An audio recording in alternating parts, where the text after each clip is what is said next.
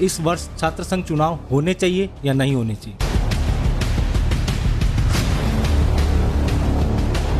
मुख्यमंत्री अशोक गहलोत की जो मुफ्त स्कीम है, इसको आप किस नजरिए से देखते हैं? नई बोतल में पुरानी शराब।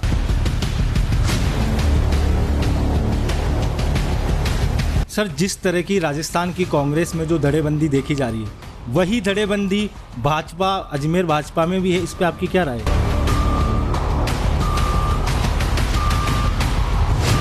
दर्शकों, मैं अभिषेक सिंह आमेरा एन भारत न्यूज के प्रोग्राम चेहरे में आज संभावित विधानसभा प्रत्याशियों के साथ चर्चा करने जा रहे हैं और आज मैं आपको ऐसी शख्सियत से रूबरू कराने जा रहा हूं जिन्होंने विद्यार्थी परिषद के कई पदों पे कार्य किया, भारतीय युवा मोर्चा के राष्ट्रीय उपाध्यक्ष भी रहे और बीजेपी के प्रदेश मीडिया पे भी रहे और पद पे कार्य करा और तीसरी बार आज पार्षद भी हैं। ऐसी शख्सियत जिनका नाम है नीरज जैन। जैसा कि कहा जाता है कि हम अपने जान की दुश्मन को भी अपनी जान कहते हैं और मोहब्बत की इस मिट्टी को हिंदुस्तान कहते हैं। अपने वतन हिंदुस्तान से बहुत प्रेम करने वाली ऐसी शख्सियत आज हमारे बीच मौजूद है जिनसे हम सवाल करेंगे।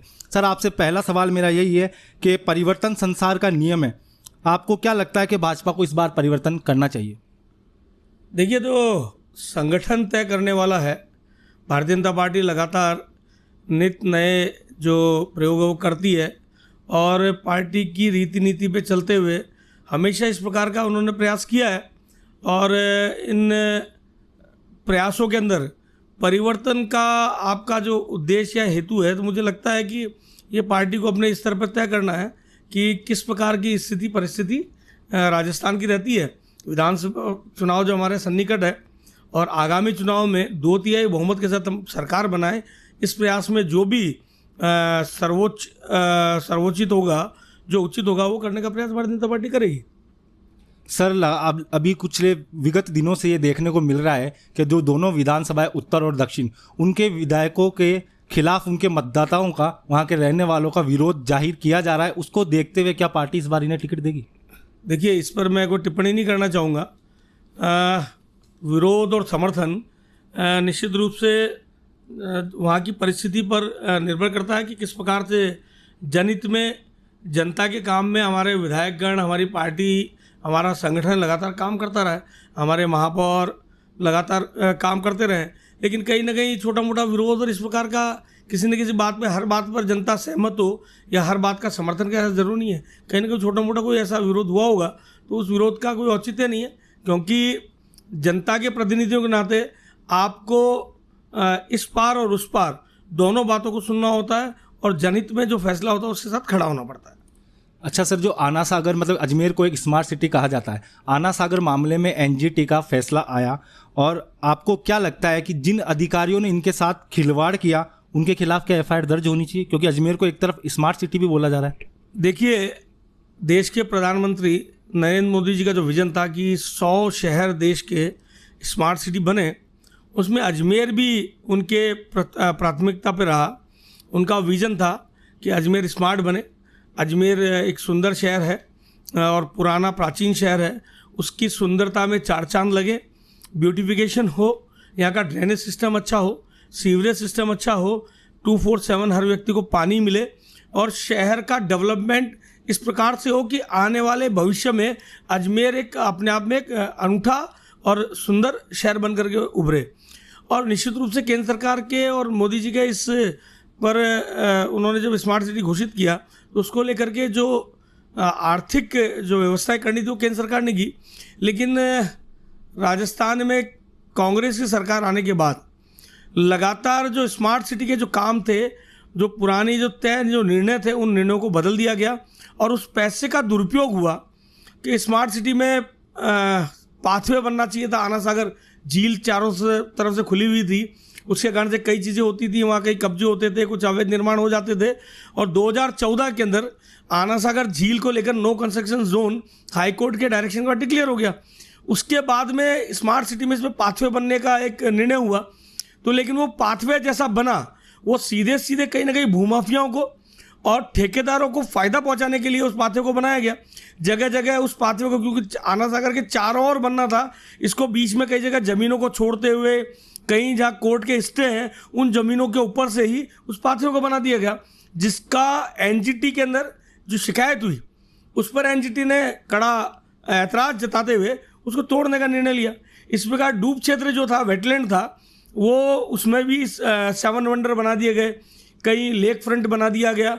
और इस प्रकार के जो कि आना सागर की परिधि में, व्याप में जो आते थे, इसकी जो भराव की जो क्षमता थी, जो गहराई 16 से 17 फीट होनी चाहिए थी, उसको कम करके 13 फीट कर दिया। तो ये सब कहीं ना कहीं प्राकृतिक संसाधनों के साथ खिलवाड़ जैसी स्थिति बन गई। 1000 साल से ज़्यादा पुरानी ये झील है और अजमेर की सुंदरता में 4 चांद लगाने वाली झील थी। और जब इसकी भराव क्षमता को कम कर दिया गया, इसमें मलबा मिट्टी भर के, पाथवे बना करके, 7 वंडर बना करके, विभिन्न अन्य इस प्रकार के निर्माण करके इस झील को 40% छोटी कर दिया गया, जिसके कारण उसका दुष्परिणाम अजमेर ने इस वर्ष बिपरजॉय तूफान में और अभी मानसून में भुगता कि पूरे अजमेर में कई क्षेत्र जलमग्न हो गए, जहां पर घरों में पानी भर गया। और 1.5 महीने बाद भी अभी भी उन स्थानों की स्थिति विकट है।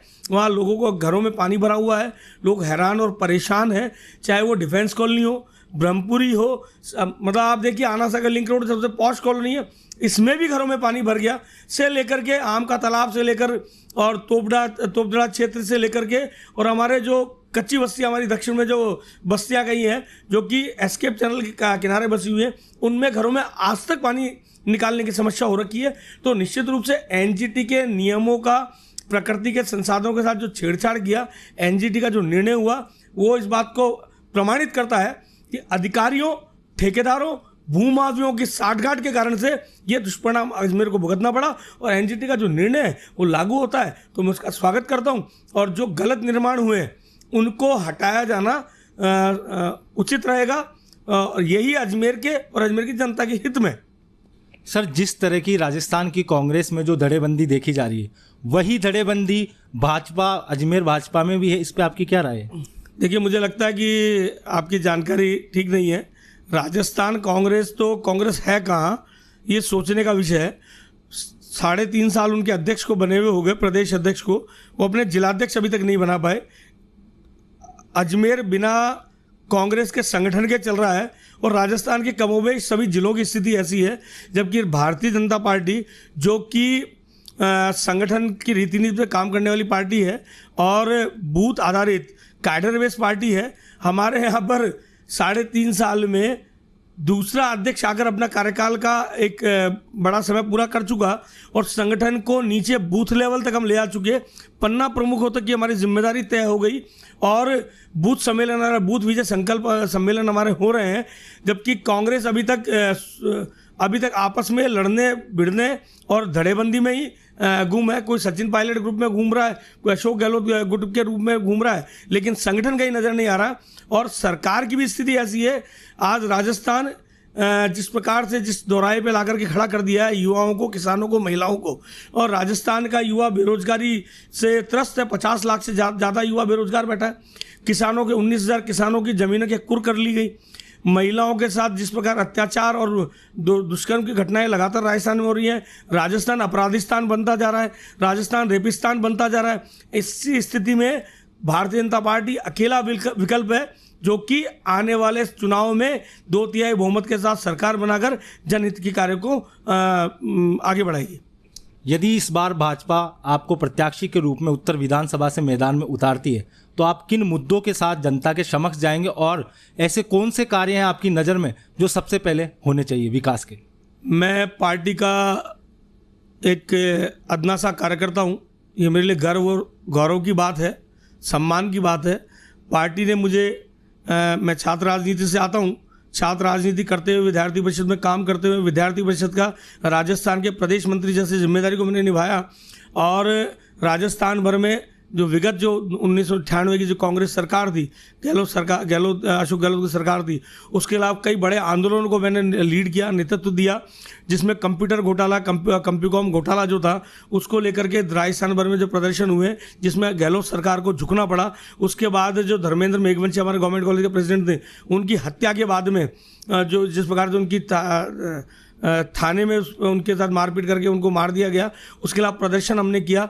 72 घंटे तक अजमेर बंद रहा, से लेकर के विभिन्न छात्र हितों के विषयों को लेकर के लगातार मैंने संघर्ष किया। पार्टी ने मुझे सम्मान देते हुए युवा मोर्चा का प्रदेश मंत्री 2 टर्म बनाया, उसके बाद राष्ट्रीय कार्यकारिणी का सदस्य बनाया, फिर राष्ट्रीय उपाध्यक्ष बनाया, और राष्ट्रीय उपाध्यक्ष रहते हुए मैंने देश भर में भारतीय जनता पार्टी का काम किया। एक कार्यकर्ता के नाते ये बड़े सम्मान की बात है, चाहे आडवाणी जी की जनचेतना यात्रा हो, चाहे अनुराग ठाकुर जी जो हमारे युवा मोर्चे के राष्ट्रीय अध्यक्ष थे उनकी राष्ट्रीय एकता यात्रा, तिरंगा यात्रा हो, चाहे माननीय नरेंद्र मोदी जी मुख्यमंत्री रहते हुए उन्होंने गुजरात में विवेकानंद विकास यात्रा निकाली, तो उस यात्रा में इनमें सहभागी होकर के काम करने का मुझे सौभाग्य मिला। देश भर के 18 से 19 विधानसभाओं में प्रभारी के नाते जाकर के मुझे काम करने का सौभाग्य मिला, जिसमें नंदीग्राम जैसी विधानसभा जहां ममता बनर्जी चुनाव लड़ रही थी, उनके सामने मुझे काम करने का अवसर मिला। अरविंद केजरीवाल के सामने चुनाव के में काम किया। महसाना जो कि पाटीदार आंदोलन का एपी सेंटर था, वहाँ पार्टी ने मुझे आदेश दिया काम करने का। मुझे कोटद्वार जैसी सीट पर और विभिन्न स्थानों पर विधानसभा चुनाव में आगरा का मुझे जिले का संयोजक बना करके 9 विधानसभाओं का काम दे करके भेजा। जो पार्टी ने आदेश दिया उसका पालना की। पार्टी ने मुझे मीडिया का काम दिया राजस्थान का, उसको भी मैंने सुचारू अच्छे से करने का प्रयास किया। 3 बार से लगातार भारतीय जनता पार्टी मुझे एक पार्षद के रूप में मैंडेट दे रही है, आदेश दे रही है, और पार्टी ने मुझे अपने आशीर्वाद से और मुझे उपमहापौर बनाया, और मैं उपमहापौर के नाते अपने दायित्व का निर्वहन करने का प्रयास कर रहा हूँ। और पार्टी आगे जो भी निर्णय करेगी, आदेश देगी, उसको सर्वस्व पालन करने का मैं प्रयास करूँगा। नीरज जी, मेरा प्रश्न ये था, यदि आप भाजपा के विधायक चुने जाते हैं उत्तर विधानसभा से, तो मुख्य कार्य ऐसे क्या हैं जो आपकी नज़र में जिनको आप कराएंगे विकास के? देखिए, चाहे विधायक पार्टी मुझे अगर आदेश देगी लड़ने का विधानसभा चुनाव, तो लड़कर के अजमेर की आवाज़ को विधानसभा में उठा पाऊंगा। जो स्मार्ट सिटी के जो घोटाले हैं, भ्रष्टाचार है, उनके खिलाफ एक आवाज़ बन के उभरूंगा। अजमेर की जनता की आवाज़ बन करके अजमेर में जो पानी की समस्या पिछले 5 साल में अशोक गहलोत जी ने दी है कि आज अजमेर में 48 तो छोड़िए 96 घंटे, 92 घंटे और 108 घंटे बाद जाकर के पानी आ रहा है, 4-4, 5-5 दिनों में पानी आ रहा है। उस पानी की समस्या का समाधान करने का प्रयास करूंगा।